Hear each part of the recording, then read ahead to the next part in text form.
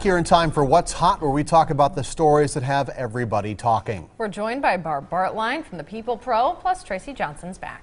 Topic number one, Washington State is considering ending free metered street parking for most disabled people because the current system is too easily abused. Should the disabled lose free parking privileges because of people misusing the system? And let's just explain here. They're just making another type of permit here. I mean, everybody can have their disabled placard, but to get the free parking, you have to prove that you can't interact with a meter or you have a certain type of heart problem. Yeah. This is a huge problem. I mean, obviously, you know, downtown Milwaukee, perfect example. You go up and down the streets, at least myself when I lived right in downtown, and you see lots of the metered spots being taken up by disabled stickers. And I think I don't have a problem with that per se, but the rampant abuse of the system, the fact that people are selling these, trading these, they're getting extensions, and they don't actually need it. I guess, you know, if they can crack down on this a little harder, I think they should try. Well, I'd love to see them crack down on it too, Tracy. I don't know if we should end the free parking. I think people that are rightfully disabled and have a problem, they should have access. You know what I would like to see? I'd like to see them increase the fines like to $5,000 for any abuse of the system. I think that would help tighten it up a lot. But they don't really catch abusers of the system because you trust that when the placard's hanging there from the rearview mirror, that they're using it because they actually deserve it. And the numbers in Wisconsin, I've actually done some research on this, 1 in 7 drivers in Wisconsin has a handicapped placard. Wow. 1 in 7 Wisconsin drivers has a handicapped placard. Well, not everybody needs them. See, I've got to ask the question then, how are people getting them so easily? Because the hoops are very minimal you have to jump through. Your doctor fills out a form, you get a placard.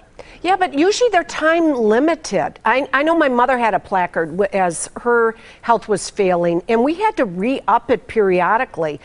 Maybe what's needed here is some education for the physicians. Well, and I think that you pointed out a really good point, is that when you're renewing into these placards, it's just very easy to renew. I mean, we don't want to be sitting here questioning people's inability to get from point A to point B. And all of the times, they're not even physical reasons. I mean, there are lots of reasons that people would qualify for one of these placards. And it's just a shame. This is a perfect example of a few people screwing it up for everybody else. And the biggest thing here is there are people who are legitimately disabled who need these parking spots who can't get them because somebody is running a scam and sitting in a spot when they shouldn't be. All right, coming up next, we reveal the viewer's choice topic of the day. You get my subscription to the Jelly of the Month Club, Annie?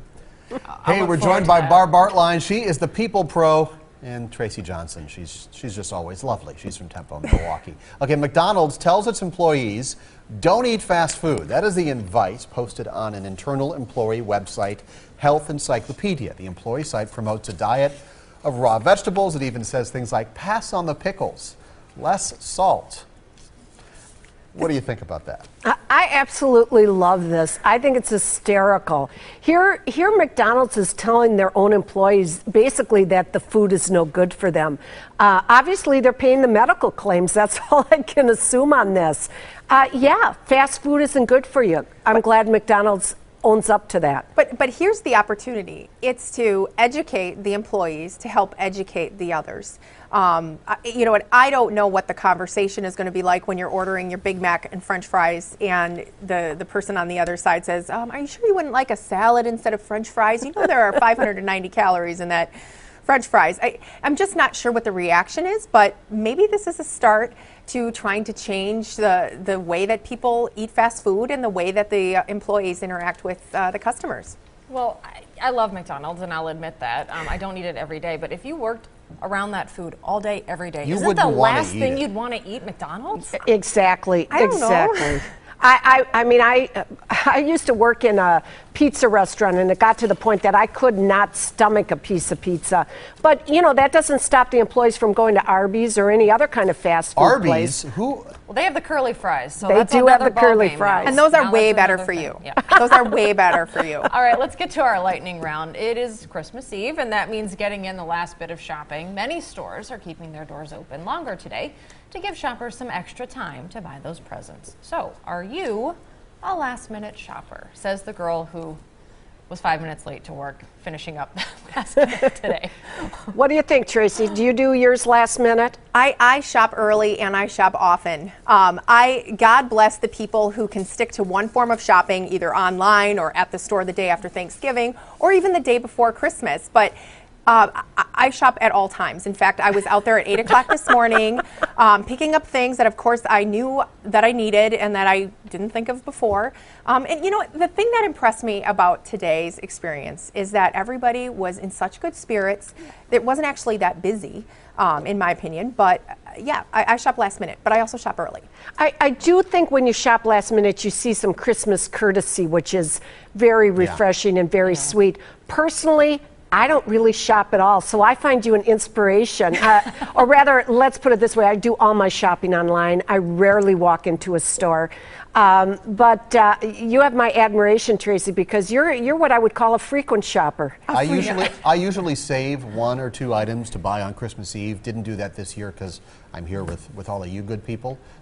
But that is a little tradition. I like to save just to... You're an online guy. I am an online guy, but I like Me to too. get out there and soak up that Christmas Eve spirit. Yeah. That's half the fun. It's fun, and the hustle and the bustle, and with all the other men that are shopping at the last minute, right? I think you just Bug-eyed go and there. panicked. Yeah. I think Tracy just goes there to laugh at the men. I'm offended. Sometimes. Oh, don't be offended. really It's not. great. No, it's I'm kidding. Merry Christmas to you both. Thanks so much Merry for coming in Christmas today. to Have you. a great day tomorrow. The What's Hot discussion continues online. Find that at tmj4.com/Annie. I mean hot.